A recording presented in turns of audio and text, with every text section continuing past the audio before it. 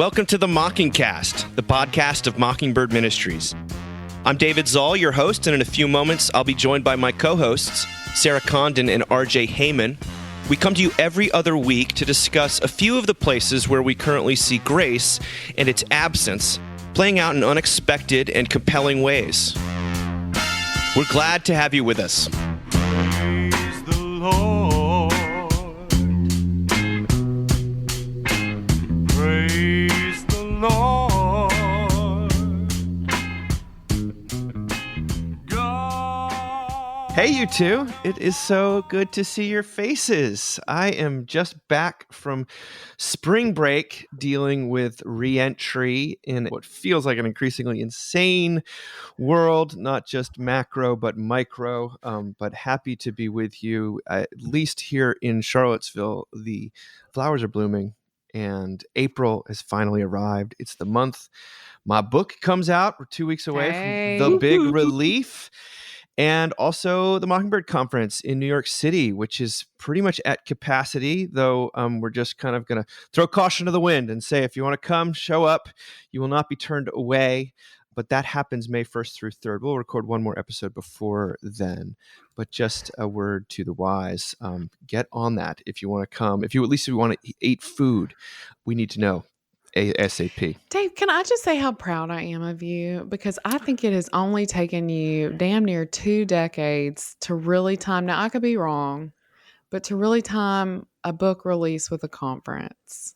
You know, after 20 years, I feel like you're finally getting it together. So entering his glory. Well, yes. Sarah, what I've noticed for listeners who are at all interested in my own psychology, instead of catastrophizing about the conference, I can catastrophize only about the book. That's so nice. nice. So I find myself, I'm not worried. Planned. I'm not worried about the conference. The conference is going to be great. Yeah. So you'll just now walk up anxiously to people who are buying your book and say, I hope you like it. I hope you like it. It's simply... He'll just be at the table saying, I hope you like it. I hope you like it. I hope you like it. To everyone who buys it. Instead of Mockingbird on trial. Apologizing in advance. It's just me on trial. So we need some merch that says, I hope you like it.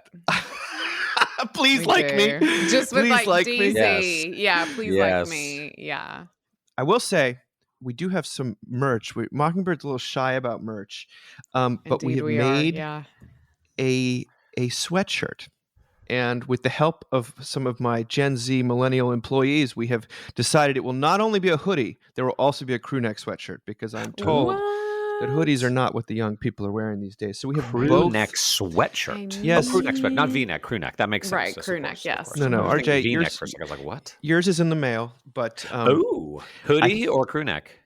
well, what do you want? Why don't you Hoodie. place your order I right want a now? hoodie, Hoodie? because I'm old. Okay, They're got great it. for air travel. Yeah. Well, guys, how you doing? Sarah, what's going on? We're just like, we're in parenting right now. That's what we're doing. Today, we're taking our kids on this really once in a lifetime thing that we got invited to, where you take this apparently magnificent hike in Tennessee and you get to see all the wildflowers, and it sells out in like 10 minutes. And we have these like amazing parishioners who were like, we're going to go. We bought all the tickets. Do you want 4 tickets? Your kids can come. And like just dealing with a 14-year-old, even last night and this morning, who was like, I don't want to see wildflowers. You know, you're just like, no more once in a lifetime opportunities for you, sir. I told my kids yesterday, parenting by the seat of my pants. I saw this meme, and I don't know if you guys did this where you grew up, but we went to a lot of parties in the middle of fields, and it was like pretty like standard that you had to run from the cops.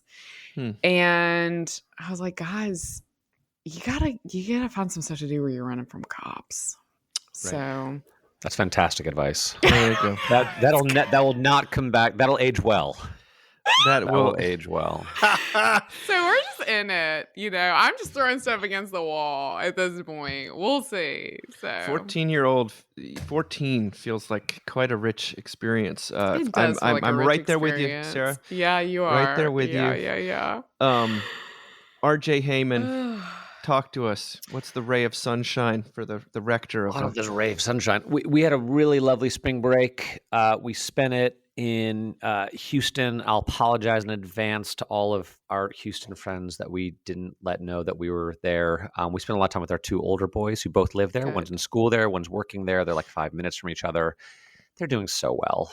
They're really, it just warmed, yeah, it really warmed our hearts to see them. And of course, Marshall just loves being with his big brothers. So that was a really fun time. And now, yeah, back into it and getting ready for Holy Week and Easter. And I will say we ended up switching schools for our youngest son about 2 months ago, and that's been fantastic. Good. Fantastic. Like he's just a Good. different kid. Praise God. You know, if you have kids, you know, sometimes it's not the school or the kids. Sometimes it's just the fit.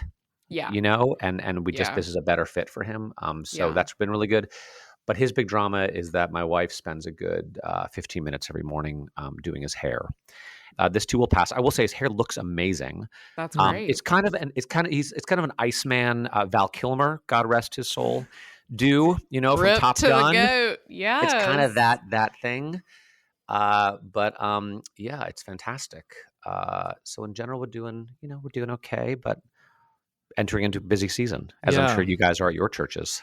Well, we have, one of the things I got to do over our spring break was I got to meet my new little nephew, Johnny Zoll. And, you know, I think we talked about it last time, like, you know, just the Koreans who haven't held babies before, like, go someplace and hold a baby, you guys. Hold a baby. If you need some perspective, if you need a mental health break, it's a wonderful thing. And in fact, volunteer in the nursery at your church. This is just how yeah. I got to hand it to my older brother. He knew my older boys were coming. He's like, Dave, we've got to watch a really good movie the first night you're here. And you know what we should watch? We should watch Real Genius with Val Kilmer. Oh my gosh, and this is a day before Val Kilmer died. Oh my gosh. The night before he died, we watched Real Genius. I have a lot of time for Val Kilmer. Anytime he's one of these Tears guys for Fears. But if you read the interviews with him, he was a bit of a Christian, kind of a Christian Scientist, but he would bring up C.S. Lewis randomly, and then he'd talk about, Dr. Moreau or something like that. He was always an interesting character. So I did find I was affected by that loss a little bit, like the Gene Hackman thing. But I say that because he was also Kilmer. One of the things they don't talk about in his the obituaries is that he was one of the funniest actors of that period. If people know Top Secret, if they know Real Genius, he could play funny like no one's business. And I don't know if he was appreciated enough for that, but I know that is my segue into this first article. Okay. Unless someone wants to say something about Val Kilmer. Well, this is from The Atlantic. It's written by Olga Kazan last week. What comedians know about staying married. Despite a calling that can require late nights, constant travel, unstable income, and jokes at the expense of one's spouse, many of the best-known comedians have marriages whose longevity would make a Sunday school teacher proud. Jerry Seinfeld has been married since 1999, Jon Stewart since 2000, Tina Fey since 2001, Conan O'Brien since 2002, Adam Sandler since 2003. Maya Rudolph isn't married, but she's been with director Paul Thomas Anderson since 2001. Nate Bargatze has made his nearly 2-decade union with his wife Laura centerpiece of his comedy, and Stephen Colbert outdoes them all. He's been married to Evie Colbert since 1993. Olga writes, I spoke with several long-married comedians, and their secret seems not to be humor or wealth, though those things probably don't hurt. As the comedians pointed out to me, they are students of human behavior. They pay keen attention to their own quirks and emotions and to those of others for a living, and they apply that same perceptiveness to their marriage. The comedians I spoke with said the most important reason for the longevity of their marriages is that self-awareness and their ability to tune into the emotional states of their partners, their audiences, and humans in general. Tom Papa, the comic, said, you're always analyzing what's going on in the world around you, and that goes for your relationship as well. I think that sensitivity makes us very present in the relationship. You're just constantly tending this thing. It's never just left alone. Bert Kreischer, the comedian, told me that the majority of comics were not like alpha men in high school. They were funny and sensitive, he said, adding, all the ones who stayed married were the ones that weren't looking just to get laid. They were looking for someone to understand them. His wife, Leanne, agreed. Comics, she told me, tend to, quote, become really aware that they found that special person and then have some reverence for that. Now, you cannot have an article in The Atlantic about marriage without interviewing one of the Gottmans. And so they talked to Julie Gottman, the psychologist, who says no profession has a monopoly on good marriages. Still, one of the most important elements of a successful relationship is knowing what your partner's priorities, beliefs, and needs and values are. You don't have to be like your partner, but you do have to know your partner. The fact that the comedians are really good at assessing other people's signals for what they may be experiencing is, I think, very useful. Okay. Comedians, I mean, one of the wonderful things in there is that all these comedians say that any joke that they make about their marriage or their primary relationship, they run by their partner. And one of them said, you're happy to make me the butt of your joke as long as it's funny. Like, first of all, I have to approve, but it has to be funny. But mostly, they interviewed Jim Gaffigan at length in here. And, the rule of thumb is the same rule of thumb that most people have in sermons, is that if you're going to make a joke about your relationship, you have to be the butt of that joke. I don't know. Does this track with you guys? I know it's not like ministry is stand-up comedy, but there are certainly there's a lot of parallels. Holy moly. Yes. Yeah. Increasingly so. I saw a tweet this morning that clearly Jesus didn't go to seminary because the beginning of the Sermon on the Mount has no jokes in it. Anyway. That's a good joke. Or anecdotes from the New York Times. Sure. I would just add Leanne Morgan to this list of comedians because she is so funny. She talks about her husband a lot. And there was a bit I saw recently that I loved where she talked about how, like, when she met him, she was so excited for this life they were going to have together and, all the big dreams. And, she didn't come from much and he seemed to have like a really good head on his shoulders and it was going to be great. And she's like, and then, he told me he was moving me and it was like the middle of nowhere, Tennessee.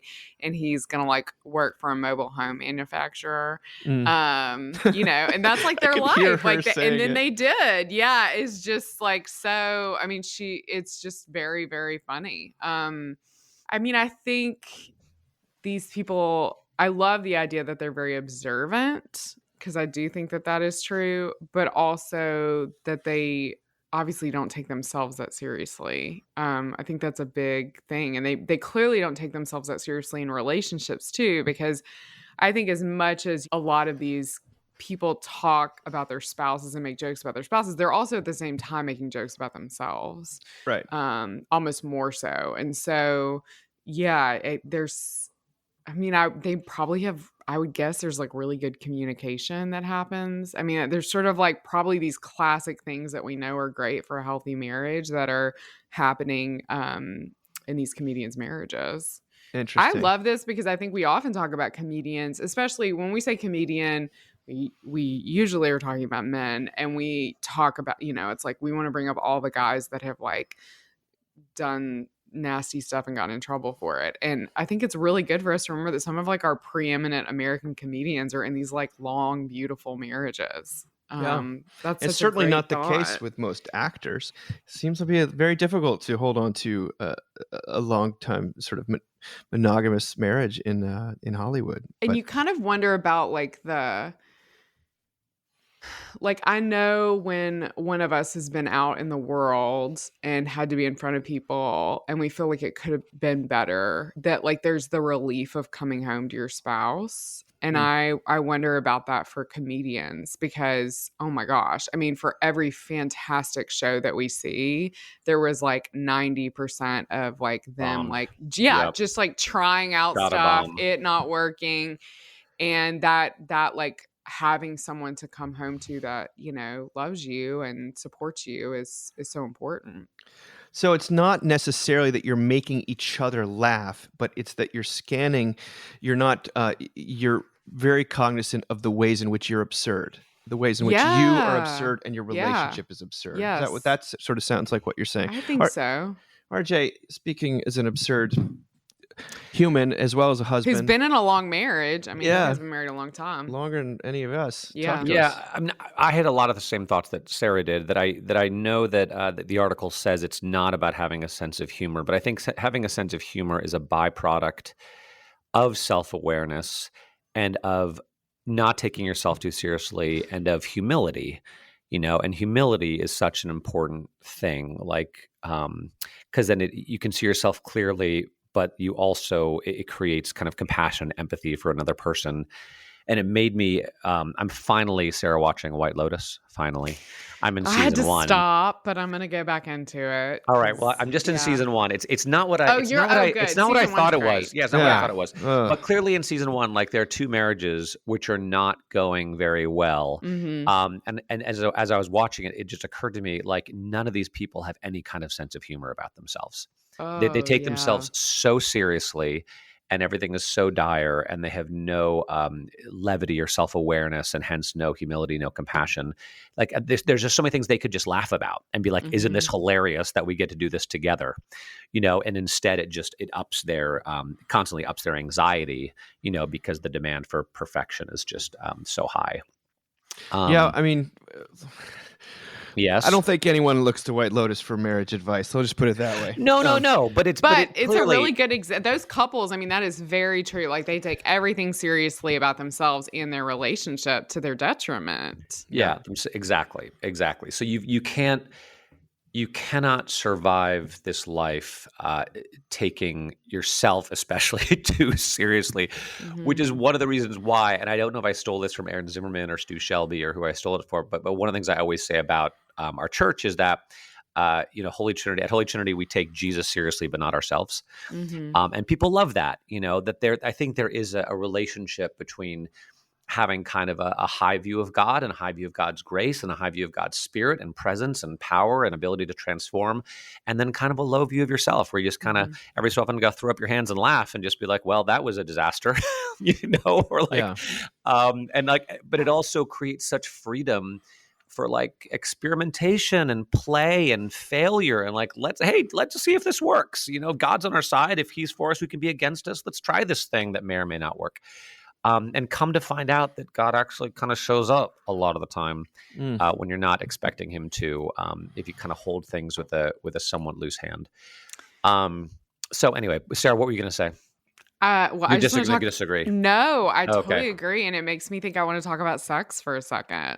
Like I'm not the first funny person to say this. I mean, comedians talk about like just the like ridiculousness of sex, Totally. Yes. And like how so many people are not having sex now, there's probably nothing more serious in a lot of ways than like, especially like hardcore pornography, and how it just like sucks away the joy and the whimsy and the connection and the deep knowing and The play. the play, right? And the laughter at like absurd my things gosh. that sometimes occur. Yes, like I really, this is such a beautiful article. I love everything about this. I think I've been struck by the sort of ministry of comedians recently in a new way. I mean, it's not something. I mean, it's something to acknowledge that yes, we've talked about it many times, that it's becomes a sort of a secular form of preaching in a lot of ways. Yeah. But there's also something very healing and something very wonderful about it. I'm thinking the work of, if you guys watch Gary Goldman. Gary Goldman is a guy who has a long thing called The Great Depression, where he talks about his depression, and he was institutionalized for depression, and he's now got this Instagram presence where he's like providing resources about mental health and sort of things that actually help folks that I really highly recommend. And by the way, I was turned on to Gary's work through our wonderful friend, Debbie Winrich, who I owe a debt of gratitude to. But then there's like someone like Bobby Lee, who just makes me laugh like no one's business. And during, times of high stress, and let me just say, I don't like to date our podcast too much, but for those people who are living in what I would call like purple spaces, and that's what I live in, and Mockingbird tries to live in, it's a time of high tension and insanity right now. We're talking April 2025. And so I find myself gravitating towards humor. I want to laugh, and Instagram, social media, for all of its terrible things, has had a lot of good things to say in that way. But then I'll like be watching like Conan interviewing Danny McBride or something like that. And there's a lot of interesting things there because Danny McBride's not only does the Righteous Gemstones, he was clearly brought up in the church, and his mother had a puppet ministry. You know, like these things are really interesting to me. But then Conan O'Brien goes ahead and wins the Mark Twain Prize for American Humor. People know about this prize, and he's at the Kennedy Center a couple of weeks ago accepting the prize, and he gives this unbelievable speech. I don't know if you saw it. It was a sort of, Not yet. I'll read a little bit of it. It's at the end. He talks about Mark Twain. Mark Twain is one of his great heroes, so that's why he was so excited to win this. He says, Mark Twain was suspicious of populism, jingoism, imperialism, the money-obsessed mania of the Gilded Age, and any expression of mindless American might and self-importance. He loved America, but knew it was deeply flawed. And you're thinking, okay, great. Do I need another comedian giving me a lecture? Yeah. But this is how he ends. He says, what does this have to do with comedy? Everything. The comedy I have loved all my life is comedy that is self-critical, deflating, and dedicated to the proposition that we are all flawed, absurd, and wallowing in the mud together. Twain is funny and important today because his comedy is a hilarious celebration of our fears, our ineptitude, and the glorious mess of being human. When we celebrate Twain, truly see him for who he was, we acknowledge our commonality, and we move just a little closer together. So I accept this award in the spirit of humility, stupidity, and envy, irrelevance, fear, self-doubt, and profound, unceasing silliness. Yeah, I mean, hashtag low anthropology, the spirit of profound, unceasing silliness. That doesn't mean that things aren't important and life and death aren't important, but we ourselves actually move closer together the more we acknowledge our common silliness, I think. And I think that's a beautiful thing to do. And Conan actually rose to this occasion in a very touching way. And he decided not to make jokes, but actually to talk about the wellspring of humor, which is our shared weakness. And in my mind, that's also our shared need for God and for one another. I mean, I know that, RJ, you're a Conan fan. Sarah, I am. I'm going to watch it. Yeah. I mean, I just, every time I think of Conan O'Brien, I think it's probably like 10 years ago. I mean, it was still when he was like doing the show. And it was probably more than that. And it was when jeggings first became a thing. And, which are basically just like, they're basically leggings, but they're in like a denim fabric, and they were very, very tight. And they put him in a pair, and he is such a skinny man. And he just danced around the stage. And it is a thing I think about probably once a month, and I laugh out loud because it's just so ridiculous. And so like, in an era when all we care about is our bodies and how good they look and all, I mean, like it was just like absurdist, like Steve Martin 1970s, like you don't really even see that anymore sort of comedy. And it's such a gift. And I think the worst thing we can do right now is lose our sense of humor because it is both, right, something that gives us levity, but it is also something that connects us to people that maybe we wouldn't be otherwise connected to. Yeah. So, I just, yeah. RJ, didn't you write something for us once about one of his graduation speeches? Whatever doesn't kill you, or you. I don't know. Yeah, the Dartmouth graduation speech in the wake of his firing from the Tonight Show, and just him going into a depression and growing a depression beard, and making it to the mountaintop, and then losing it all, but then rediscovering joy. He went on that kind of silly tour with some of his friends and just started trying some stuff, and then ended up on basic cable, and now has a podcast. But the humanity, his incredible humanity. One of my friends recently sent me a clip from Conan called Pierre Bernard's Recliner of Rage. Have you ever seen that from from 20 years ago? And like another time, I gotta say, the more you go back, we're always in a crisis moment as a country. And this had to do with the Iraq War, and I don't know exactly what it was, but one of his sort of sidekicks, Pierre Bernard, just reclined in a large lazy boy on stage and talked about how unbelievably outraged he was about everything going on. It was very funny. And as Dave, you were talking about silliness and absurdity, and it just struck me that that's just so true. But you're going to go one of a couple different ways with that, right? You're either going to deny it because you can't handle it. You're going to get super serious and sad, or you're going to acknowledge that and think there is no God, and it'll lead you to a place of sort of nihilism and despair about the human project. Or you're going to believe that there's a God and we're not alone, and that there's some benevolent force in the universe that actually is on our side. And it's going to lead you into some sort of truth telling and hope and freedom. Like it can go either way. Yeah, you Like can either life go totally French, or Yes. you can go kind of more like American.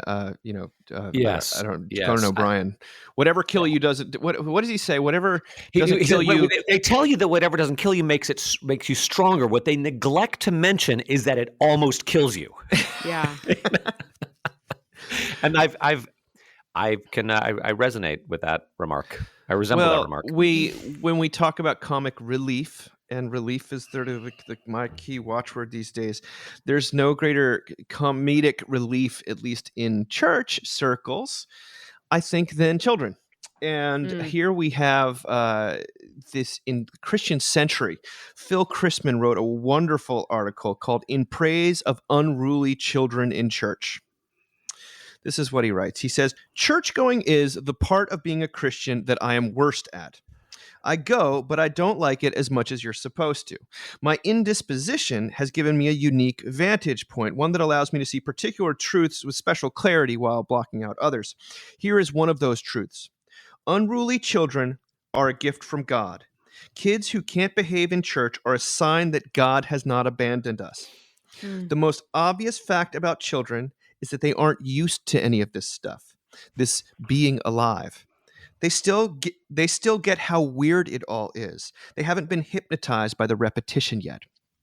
In a sufficiently torpid worship service, the ill-behaved kids can be the only sign of life. They are God's simultaneous recognition of and dissent from our solemn boringness. We intone our prosy liturgical responses, and God pulls a face. We warble our way through that hymn that sounds like a ripoff of the big number from Les Miserables, and the Holy Spirit blows a raspberry. The liturgy isn't a dispensable part of this process. We create a structure so that the children can blow it up. Parents whose babies cry too loud, overwhelmed caregivers whose charges can't stop whispering or squirming or making faces, are the bearers of an uplifting message. Although I understand why they can't in the moment feel as though this is true. Not when the parents have to worry that other congregants will mutter about their parenting or the other nonsense parents are subjected to at church. Several years ago, he writes, something happened that cinched this point for me.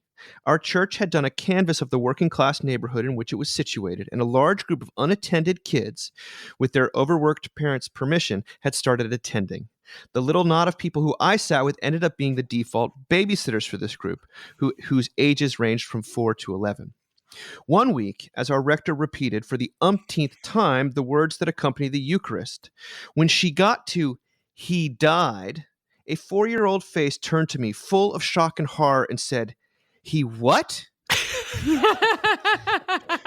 It's one of the only times I've seen someone begin to register what we do and say in church in all its world-overturning beauty and terror while sitting in church. It's more appropriate than anything I've ever said in that setting, and more fitting than the inadequate words of comfort that I offered this kid, which were something like, "Yes, he died, but then he came back alive again because he was God. It's wild." I was, in that instant, a dull, responsible adult trying to be adequate to the moment because that's what inadequate people do.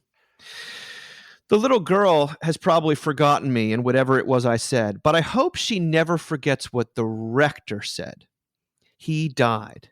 He what? He rose again. He what? He loves us. He loves her. He loves me. He loves you. I like it. I want to say this to people, not that I have had unruly kids in church, although I have many times.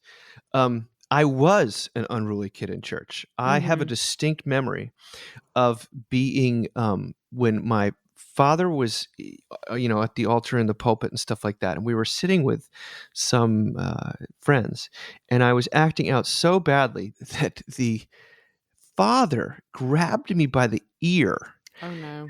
and brought me down the aisle and took me out and sort of gave me a talking to. There was no, and you never forget something like that if you're a kid. However, what I do remember is not just the feeling of, whoa, man, let go of my ear. That really hurts. And is this the 1910s? Is this 1850? Am I in a Dickens novel? But Right. I also remember thinking that I kind of deserved it. Like I was being a little SOB, and pushing every boundary I could. And so I recognize not only what it's like to be a parent with unruly kids, but to have been that unruly kid myself. And he talks about having been that himself and say, the kids who struggle the most to behave in church end up also struggling with church the rest of their lives, usually in a way that it remains present and a good thing. Actually, rather than the ones who were forced to obey and never felt the freedom to act out, which I think is kind of true. But I don't know. You guys have both been on both sides of this equation. Though RJ, you're not sitting in the pews as much. But I know you've been interrupted. Your poor wife. You've had a sermon or two where kid is going crazy. What do you guys think about this? Well, I do want to say that, especially when our kids were little, and I'm sure I've said this on the podcast before, but when our kids were little and we would have summers together and we would be at a vacation church as a family, Josh would inevitably look at me and say, "Are they always like this?" When we were on the pew, and I'm like, "Yeah, they're bad. They're always bad. Yeah, they're bad kids. I don't know what to tell you. This is what you made." Okay. So I have to deal with it every week. And I remember the few times that I would preach when RJ and I worked together, and how glamorous it felt, because it was like, I don't have to deal with kids. Like, I'm getting dressed up. Like, everyone's staring at me. Like, just that dichotomy. I always say out loud for anybody who's in ministry, especially when it's men in ministry with their wives who are in the pews with the kids, because it's a real big difference on Sunday morning. I think if we are unwelcoming to children, then we are unwelcoming to so many other things. Yeah. I think that's so I keep thinking of, in our congregation here, we have a young man, he's probably in his 20s, who comes with his family every week, and he has Down syndrome. And he will often make these really lovely, beautiful noises in the congregation. There's sighing, and there'll be a rhythmic kind of hum that he'll do. And I'm so grateful for it. It feels like part of worship to me now. Even if it's during the sermon, it feels like part of worship to me now. And that wouldn't be welcomed if we didn't have kids that were also making noise. And, but I also think there's other things we do. Sometimes people cry in church, and sometimes people, get in arguments with their 14-year-olds in the middle of church, and all these things that would not be welcomed if we didn't welcome children. And now we're in a stage, right, where I'm dealing with kids who constantly want to get up, and both of our kids, definitely have ADHD. And so both of them, it's sitting there the whole time is really hard. And so they want to get up and they want to they're like, I need to go get hot tea. And then they both go get hot tea. And then they get in a massive fight in the kitchen about who gets to eat the whipped cream that's expiration date was 2 months ago that they found in the church refrigerator. It's a whole drama that's happening while I'm in church. That's so vivid. That's and true. Yep. So this past Sunday, actually, I was dealing with kids, and I noticed that our son was just not going to come to church. I'm sitting there in the pew. I'm like, when's he going to show up? And I go into the gym, and he's sitting there with one of his really good friends, and this amazing guy named Adam, who I love Adam because he's a really dear friend of my husband's, And Adam's always at church, but sometimes he shows up for church and sometimes he doesn't. And he's like the cool dad that the guys, want to hang out with. So I go in there and Adam's just like, Neil's showing Adam card tricks in the middle of like the gospel being read. You know what I mean? And like, there is a part of me that's really litigious. And there's also a part of me that's like, we're the priest family. We need to be, blah, blah, blah, blah, blah. We need to set an example. And I'm just like, shut that down. And I'm going to go sit in the church. And eventually my 14-year-old will show up. And he did. I'm going to listen to this beautiful young man, 3 pews behind, humming in rhythm. And I'm going to be so glad that this is what worship is. Yeah. So like, just let go of the control of it. Like, there's nothing that makes me sadder than seeing a kid get hauled into church. It makes me so sad to see a kid get hauled into church. Hauled out of church or into hauled church? Just hauled, like jerked, like either way. And I've done that hauled. before. I got hauled that time. Yeah. Yeah. I mean, I've been a hauler for sure of my own children, but like, I just am like, this is not what this is, right? Like, this is not one more space where they have to be on their best behavior, for God's sake. So that's beautiful to hear. I think that's 100% true. I know of a friend who's a listener, so I won't give too many details, but she talks about the reason that she comes to our church. The day she knew it was when she came, and her kids were being very unruly. mm-hmm. And actually it was my wife turned to look back to see what was going on, but only to laugh at the kids rather than to give her an evil eye or something like that. And she mentions this moment as being not so you can preach grace all you want until the cows come home, but she actually experienced something like that. I think that, all of us who've got kids who are especially, when they go through particularly unruly stages, we know that if you tried flying with them, if you've tried, sitting with them in any kind of other settings where you're supposed to be serious. Taking them on a wildflower hike. Yeah. Yeah. That you just are met with judgment. But then in that moment, and we, as I would say this as a clergy team here, we routinely have discussions where folks are being like, there's this one family that is just really disruptive, and do we say something? And the policy decision is no, never, ever, ever, ever, ever say anything to that parent.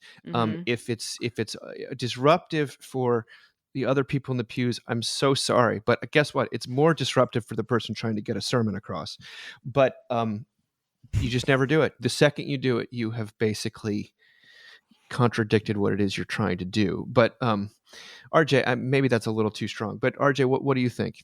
Yeah, I love children in church. We have a and I'll put a caveat to that too. We have a little children's homily about 7 minutes into our service, at our 9 a.m. service every week, and it's just so great. 20, 30 kids, between the ages of 2 and 10 come forward, and we ask them questions, and they give ridiculous answers, and everyone laughs. But there's just such a spirit of joy and openness and sort of possibility and sort of trusting the Holy Spirit, to let it be what it is. And kids come running down the aisles, and I've had 1 or 2 people at times be like, can you stop those kids from running down the aisles? And I'm like, absolutely not.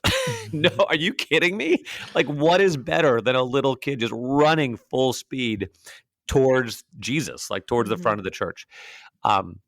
I will say then we do sort of take them out to Sunday school for about, half an hour sort of until communion or something, just so that parents can have like a little bit of a break and kids can run around and have a snack and like do their thing. And then some parents keep their kids in church, and that's great too. And sometimes they're noisy and sometimes they're not. And like, but it's life. It's a sign of life. And I do have to say, my favorite baptism ever was like 2 or 3 weeks ago. We were baptizing this little girl who's probably like 4 or 5, who was having such a tough time sitting still in the service. And so she went to the back of the church. We've got a little coloring table. And then I finished my sermon and I came down and I was like, her name is Ruby. I was like, Ruby, where are you, girl? And she just comes hauling down the aisle with her long hair flowing in her white dress. And then, we did baptism. She couldn't sit still. So she's like climbing the steps. And then the son of the godparents is like doing laps around the choir. I mean, you can. I'm not to be self-promotional, but if you want to go to Holy Trinity West Palm Beach's YouTube page and go to March 23rd and fast forward to about 35 minutes, it's just the funniest thing ever. I've watched it like 15 times. But It was a melee. It was. It just and parents are like wrestling kids. There's stuff going on, and it's just. But it's perfect, Yeah. I think at some point in the middle of in the baptism, I said, I stopped. I said, this is a metaphor for the kingdom of God. We're dragged in kicking and screaming. Yeah. But then the amazing thing was, as soon as I took Ruby into my arms and sort of held her over the font, she went totally quiet and totally limp, and I baptized her, and it was the most beautiful thing. And I don't know. I think this ties in really well with, as a church, as the people of God, can you have a sense of humor about yourself and just see disruption and noise and kids and whatever it might be? I don't know. Take it as it is and seen as a sign of the Holy Spirit of God's activity in your midst, and roll with it. Can you kind of just roll with God's will a little bit? It's true. And I think God does have a sense of humor, and I think that certainly hope so. Children are a big part of that, and I'm not saying that to be glib. I think it's really true, and it doesn't undercut the seriousness. It actually expands it. This next piece is a little more serious, though. This is by Nikhil Krishnan in the New Yorker. Incredible piece called "It's Always the Other Side That's Been Brainwashed." Nikhil is reviewing a spate of books about the concept of brainwashing. He writes this: "It wasn't so long ago that respectable psychologists didn't really talk about quote-unquote brainwashing. The term had the slightly kitschy flavor of other Cold War embarrassments. But Google's indispensable Ngram viewer, which analyzes how frequently phrases appear in printed texts, confirmed that the past 2 decades have seen an uptick in the word's usage. What's bringing brainwashing back? One potential answer is the rise of technologies suspected of having mind-controlling powers, chief among them social media. Another is the entrenched political polarization of our time. When the cousin you kicked a soccer ball around with as a child starts spouting unhinged certainties online, you might wonder, what happened to him? This isn't just an ordinary disagreement. Could he have been brainwashed? Don't get smug. He's wondering the same thing about you. Accusations of brainwashing aren't neutral claims. They offer a particular explanation for why someone holds beliefs we find preposterous. That explanation attributes those beliefs to deliberate manipulation instead of rational argument or personal conviction. In doing so, it may recast those with, quote, deplorable beliefs as victims rather than agents, deserving of not just condemnation, but sympathy and perhaps treatment. In the 70s heydays of the cults, that treatment was called deprogramming. The earliest concept, he goes into talking about the history of the concept of brainwashing. It occurred in the mid-20th century in the files of the Office of Strategic Services, which is a precursor to the CIA, mainly in reference to prisoners of war from the Korean War, who were sort of reprogrammed as to sort of being really into communist China. He goes on to say, though, to force someone to believe something requires the concealment of the role that force has played in the process. The brainwashed can't conceive of themselves as brainwashed. To do so would indicate that the brain remains unwashed. They can only coherently describe their experience as one of seeing the light, having their consciousness raised, being red-pilled. If the method works, it erases itself. The concept of brainwashing may not actually be all that helpful in understanding whatever it is that social media does to its users. The right accuses the left of using the institutions it dominates, the federal bureaucracy, nonprofits, universities, Hollywood, the legacy media, to brainwash the public. The left, in turn, levels the same charge against the right, pointing to talk radio, partisan television networks, and manosphere podcasts. Naturally, no one admits to doing what they denounce in their opponents. But that's to be expected. Persuasion is what we do. Brainwashing is what they do. We may be better served by looking to more conventional human motivations, our desire for approval from those around us, and the way social incentives can reward the outrageous and punish the reasonable. Social media strengthens these tendencies by indulging them and allowing them to operate on an unprecedented scope. There's a well-meaning, if patronizing, ethical impulse behind our propensity to blame brainwashing for others' convictions. Labeling people as brainwashed casts them as one of the damned, lost souls whom we, as saviors, must redeem. Yet it might be our own savior complexes that we need to shed. But even when confronted with a world of people holding views we find baffling, why assume that they're victims of a grand conspiracy or victims at all? Perhaps truth isn't so obvious. Uncovering it demands effort and a bit of luck. Other people will take different things to be true because their paths, owing to differences in diligence or chance, diverge from ours. That conspiracy-minded cousin isn't necessarily a casualty of mind control. He may simply have wandered down intellectual rabbit holes where evidence matters less than belonging. To depict him as a victim of manipulation grants him an unearned absolution. The most disturbing possibility isn't that millions have been brainwashed, it's that they haven't been. The purpose of the article, I think, is to say what looks like charity when we want to say someone's been brainwashed is really can also be self-righteousness in disguise. It's a very, I think, applicable thing to what we're dealing with right now, and the humility it takes to say, to the extent that I feel other people may be brainwashed, I too may have some blind spots in which the Conan O'Brien diagnosis of the world is true for me. What do you think here, RJ? You look like you're about to say something. Well, just that a lot of people obviously would say the three of us are brainwashed. I mean, for God's sake, we think that a 33-year-old Jew came back to life 2,000 years ago, and that's an absurd thing to believe. So he what? Yeah. He what? Wait, what? Are you serious? That's insane.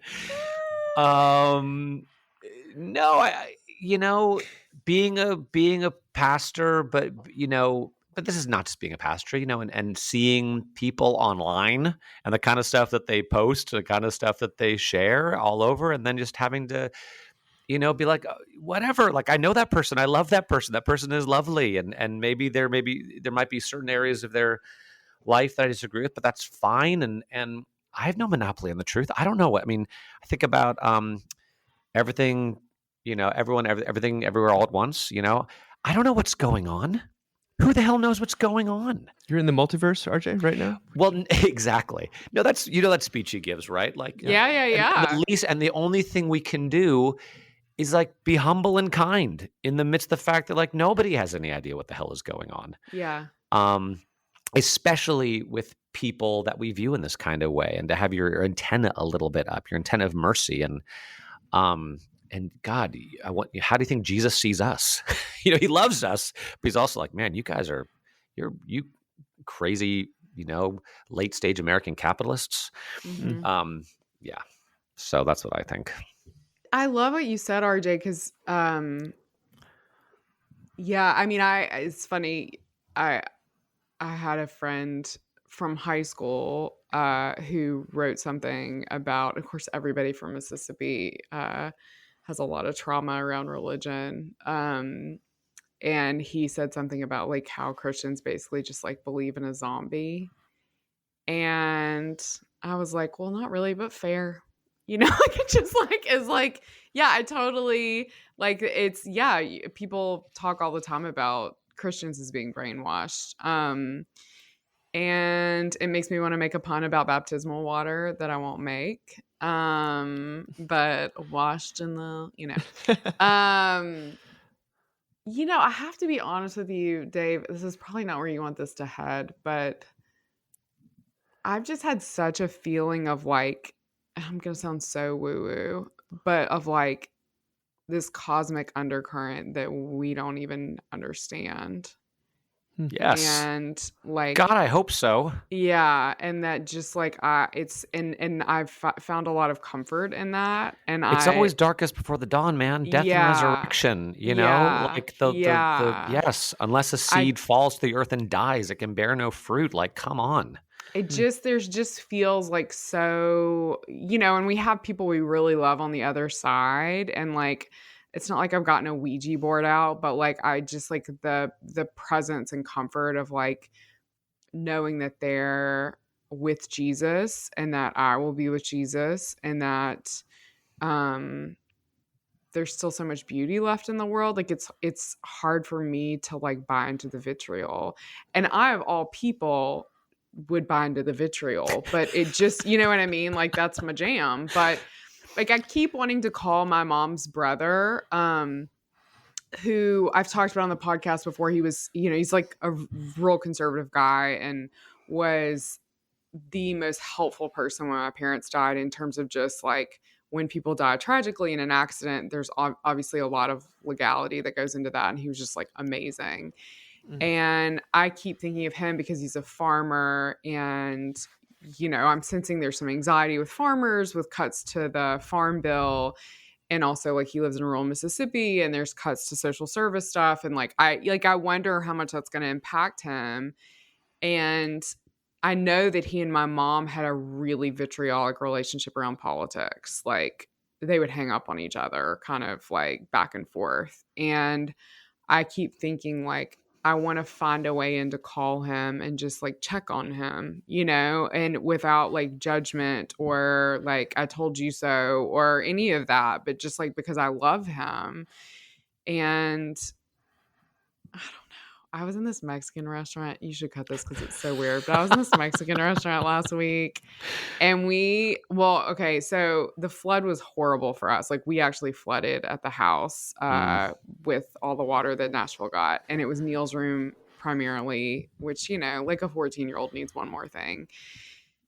So we took the kids to this restaurant called Superica here in Nashville that really is like the closest you get to like really good Tex-Mex. And it's beautiful. And you guys know my mom decorated our house like a Mexican Cracker Barrel. And it just felt like I was like home, And Josh ordered a frozen margarita. And I had this memory. Oh, this is like I'm in therapy. I'm sorry. I had this memory of when I was in college. My mom took me and some girlfriends out to the Peabody Hotel in Memphis to get drinks in the lobby.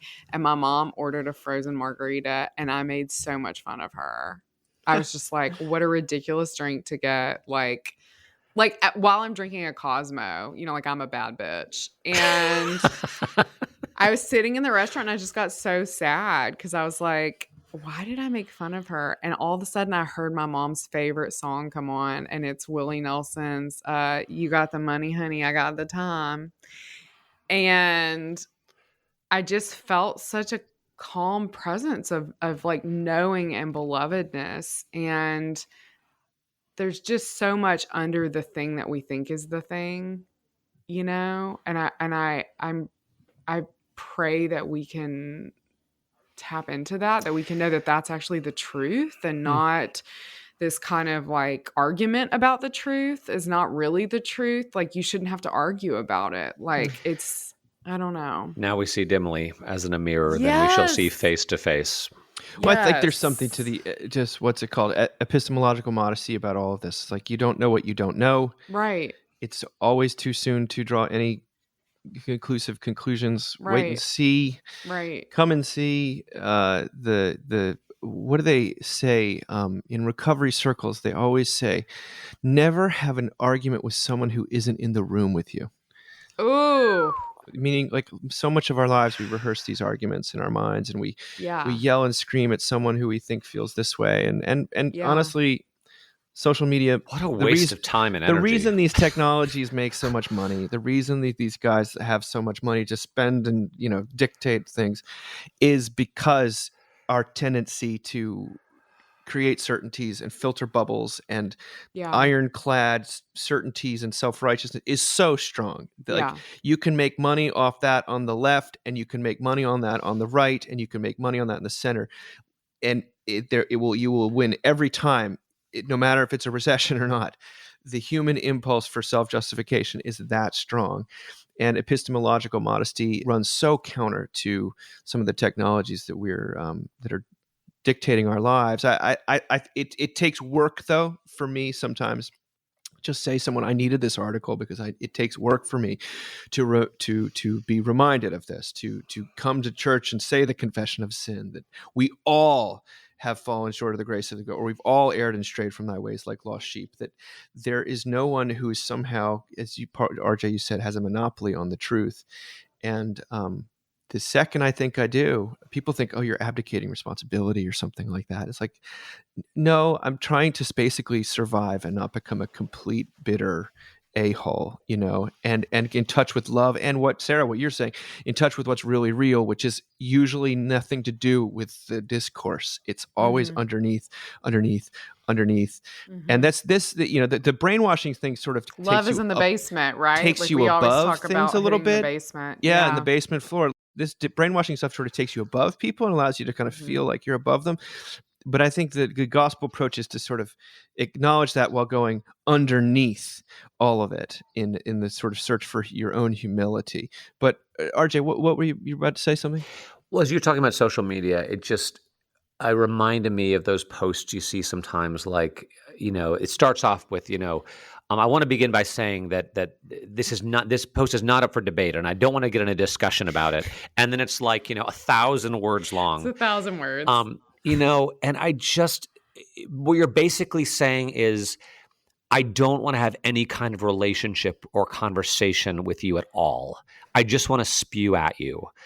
And how just unchristian that is, in the sense of that, like, when God reveals himself to us, he does not reveal himself as an endless spewing of platitudes and words. I mean, he does kind of in the beginning, a little bit in the Old Testament, but then when he actually comes in person, it's like, it's about relationship. It's about knowing somebody. It's about, personhood and emotion. And like, Jesus has some things to say, but he doesn't, I don't know. He's not cutting people off, he's letting them in, like, let the little children come to me and do not hinder them, for such as these belong to the kingdom of God. Like, man, oh man, it's so sad. Yeah. Like, whatever we're saying that's cutting us off from other people on our end, that it reminds me what Capon says, right? That, like, God wedges the dead body of Jesus into the door between us and himself. Like, we're trying to shut the door, but we can't, because God has laid the dead body of Jesus there, and he will never shut the door between himself and us. And like and all those posts are like, I'm shutting the door. Here's the door. The code is agreeing with me on everything. Yeah. Then I'll let you in. Otherwise, forget it. Yeah. And it's like, God does not do that to us. Yeah. But we do it to each other. And it's very sad. We had John Guerra come perform for us at St. B's, and Dave had told me, like, you got to go. And it was, I've seen Trey from Fish recently. Anastasio. I never know how to say his last name. And now we've named our daughter Anastasia, so now it really messes with my mind. Yeah, but I can't anyway. We've seen some like really big people lately because it's Nashville. Nothing affected me the way that seeing John Guerra affected me, like, in so many ways. Like, just the mercy I felt, the reminder that, like, even though I'm like really failing at everything I wanted to do this Lent, like, oh, that's like the point, and that's where you find Jesus. And like, it just was like the best. And he's on tour. Look him up, listen to his music. If you can go see him, go see him. But I just bought this t-shirt because I was like, I have to have this t-shirt that is a part of his merch. And it's from a verse he has in a song called Citizens. And Citizens is so powerful. And if you're struggling with what it looks like to be Christian right now, it's like such a must listen. But anyway, the thing on the t-shirt says, love has a million disguises, but winning is simply not one. Yeah. And it's just like, Jesus. John is like having, I just triple down on what Sarah's just said. He's got an album called Jesus, which is really just the words of Jesus put to songs. And you think that, does that sound boring? It's the opposite of that. It's the medicine that I've needed. It's that I talk about humor, and I talk about John Guerra's new record, and then the new record by the Smoking Popes. That's like, those are all I need to sort of get by right now. And I also need, though, this last piece. I got to do it because Ben Madison is a gift from God. Be mad. This is our last piece. He wrote this, and it's related to Holy Week and Lent and all I this should stuff. just say last Mockingbird conference, he went with me and my friend Lindsay down to Times Square, and he like smoked a couple cigarettes while we bought souvenirs for our kids. So he's just like my favorite person Our favorite on the chain smoking, planet. profanity spewing priest. I love them. He's the. I will say, like, I get so jealous of stand-up comedians because they feel so authentically themselves and they have nothing to hide. No, that's Ben Madison. That's like, Ben I want to be Ben Madison. We love you, Yeah. Ben. Oh, and honestly, God. Ben is as funny as any of these best. stand-up comedians He's we've been so talking funny. about. Yes. It's not necessarily in his writing, because he writes about infertility, and he Yeah. writes about Yeah. adoption and foster care. But he takes Jesus seriously, and he does not take himself seriously. No, I mean, he Ben and his is wife like are like, I exemplar. consider them to be very sort of sanctified people, Yeah. though maybe Yes. not in the first impression, as you say, Sarah. When he's chain smoking and dropping F-bombs. But don't worry, no cigarettes or F-bombs in this piece. Yeah. The Dangers of Prop Comedy by Ben Madison on Mockingbird. He writes this: as tacky as it is, there's something that I love about prop comedy, whether it's Gallagher smashing watermelons, if people remember that. I remember being very confused by that when I was a kid. Or Carrot Top doing whatever Carrot Oh my Top God, does. Carrot Top. Okay. There's something kitschy and relatable about it. You look at a mundane thing in a surprising new way. But what happens when a prop is used, not for comedy, but for judgment? What happens when the prop isn't an inanimate object? What happens when the prop is a human being? Then he takes a detour. He says, there are two tendencies during the season of Lent, both of which are dangerous. The first is to cast oneself as the hero of Lent on a journey of self-improvement and holiness. Our sacrifice, our giving up, and our trials serve to improve us, perpetually running after a divine gold star or the accolades of which our hearts are certain the Lord keeps track. The second, though, is to cast ourselves as the reason for Lent. We are the ones personally responsible with our manifold sins and wickedness for the church's proclamation of penitence. We are not worthy, we are not redeemable, we are dust and ash. Even as we make it through Holy Week and Easter, we're left wondering, did I do enough? Did I repent enough? Is there any assurance, any hope? On their face, both might seem like reasonable responses to this season, each with a correlating benefit, charism, and goal of holiness. But in both tendencies, the problem is clear. We have become a prop. A prop for transformation and holiness in one case, resulting naturally in the judgment of others and self-righteousness. In the other case, a prop for humility and self-denial, resulting again in the judgment of others and self-righteousness. Here's the good news of the gospel of Jesus Christ. Jesus doesn't want props. Jesus wants people. Jesus didn't come to live, die, and be resurrected for props. He then quotes John 8 and the woman caught in adultery. Jesus straightened up and said to her after the crowd is gone, "Woman, where are they? Has no one condemned you?" She said, "No one, sir." And Jesus said, "Neither do I condemn you. Go your way, and from now on do not sin again." The hard part of this season is that our intentions and propiness are on full display in both our holiness and our self-deprecation. We can stand before Jesus and point out all the other sinners who are deserving of judgment, or we can personally pass out the stones to onlookers at our public trial. Props either for exaltation or a prop for execution. Jesus says, in the traditional version of this passage, "Let him who is without sin cast the first stone." Friends, you and I and all of us are in no position to cast any stones at others or ourselves. And the good news of the gospel is that Jesus refuses to. "Neither do I condemn you. Go and sin no more." In his radical, unconditional act of forgiveness, Christ reminds us that we are not props to be displayed, but people to be saved. That's beautiful as a fresh way into a familiar passage. A prop is when we become the object, an object. We are an instrument. We exist for the sake of judging others or judging ourselves. And we kind of, I'd like an ends to a means. A means to an end, you mean? Means, that's what I mean. A means to an end. But a prop, I mean, we often use people as props in our lives. I do it all the time. But to see that you can actually see yourself as a prop sort of for God to teach a lesson to the world, or for God to use you to sort of to be a living sermon or something like that, rather than you as the subject, or God is the subject and you are the object of his redeeming, of his saving, and not as a prop to be used for something. Not a tool. Not a Yeah. tool. Tell me what you think about what Ben's saying, guys. Well, Ben is also, in addition to all the things that we named at the beginning, one of the more pastoral and compassionate priests I know. And I do very much sense that thread in here for him. And Ben has had a lot of really hard stuff in his life. And I can definitely relate to that. And I think, one of the worst things people can say to me in a well-meaning way is, you've been through so much, and God is going to use this, and blah, blah, blah, blah, blah, blah, blah. And it's like, maybe I don't know what's happening. Maybe I don't know if God is going to use this. I don't think God is going to use this in the way that any of us think God is going to use this.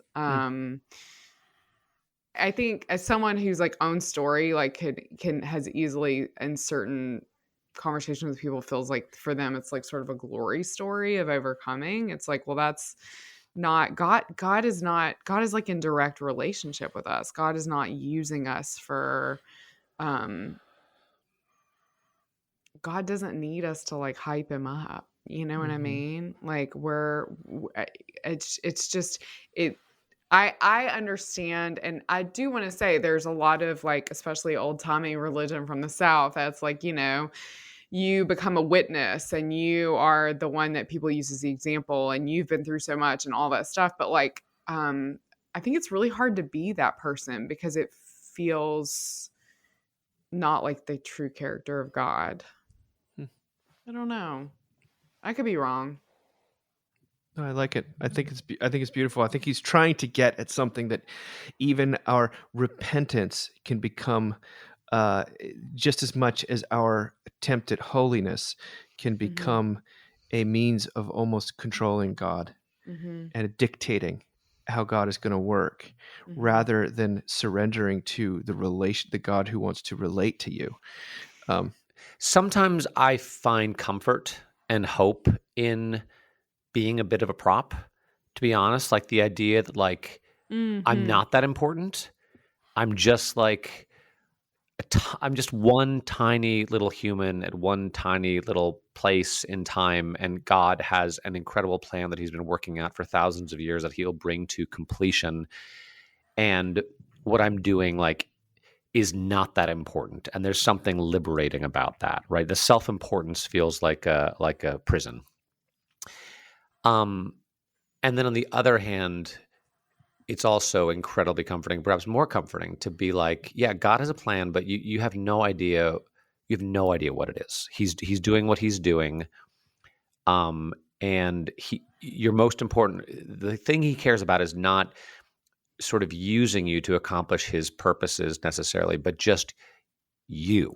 You is what he cares, and what he's doing in you and in your heart, and molding you in more and more into the image of Jesus, and drawing you closer into his heart, and that kind of intimacy. So I go back and forth between those two things. One probably has to do with my quote unquote career, and one has to do more with my heart and resting. And I'm not good at that. I'm terrible, at abiding in his love, whatever that means, kind of having intimacy with him. I do think one of the reasons I love movies is for whatever reason, it's often through movies that I feel intimacy with God, some kind of abreaction, like him speaking to me through image and music and acting and saying something that I really need to hear, where suddenly I find myself just like a puddle. In terms of Easter hope, thinking about that, I'm thinking about, I don't know, I was listening to someone speak recently about how resurrection it's not resuscitation. It's not the continuation of a life that we know already. It's not more of the same. It's something just completely different and so much better and bigger than we can't even begin to imagine what it is or what it means or what it's going to be or what it already is. I was thinking of all the movies where there's some kind of unveiling where reality shifts, somehow just completely shifts in a way that is so needful and disarming and embracing. And I think that's why I love those movies, because I need to know that like there is this other reality, this unveiling that I get little glimpses of and tastes of, but I'm so eager for. And that's what the empty tomb means. It's not just, more business as usual, thank God. It's something different. So trying to make that effective to people's minds and hearts. I guess the last thing they'll say is there's this little, thing going around on Facebook and kind of X as well. I guess there's this guy, I'm trying to figure who it is. Well, did you mention this already, Dave? Who collects pictures of guys rounding third base who've just hit game-winning home runs or game-winning hits. Have you seen that? I've heard about it, but I haven't. Yeah, and so it shows the view from right field of the guy rounding third base, heading towards home, and there surrounding home plate, the entire team is just like losing their minds. And you can see the stadium is losing their minds. And he says the reason he collects these pictures is because it's his vision of what entering heaven is going to be like, right? That you've rounded third base and you're coming into home, and it's just like the craziest celebration, and everyone you love and even a great throng of people that you don't even know are just celebrating that you're home.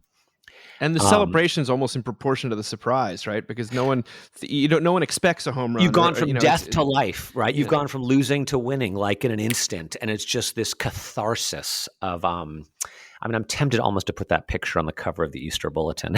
We'll see. That might be a bit much. We'll see. I never know what I'm going to say till Sunday morning, so I'll probably do. So I'm trying to grapple with that and really believing that I'm living in that resurrection reality, and that, as Sarah, you say, it's all true, and we're living in that eternal life right now, as hard as it often seems to be, and as much doubt as we have. I hope there's margaritas and not Cosmos. Are you kidding me? There absolutely be margaritas, but will they be frozen margaritas? Frozen? Will there be blenders involved? They better be blenders. There better be blenders. Dun, dun, dun, dun. And like the pre-mix that's neon green. Yeah. Well, on that note, happy Holy Week to the two of you and to all of our listeners, and thanks for listening. And we'll see you on the other side of Easter. Actually, indeed. And register for the conference and pre-order the book, and basically, though, just go find some good things to laugh at and some music to listen to, and have plenty of time with unruly children. God bless you. Bye. Bye. Bye.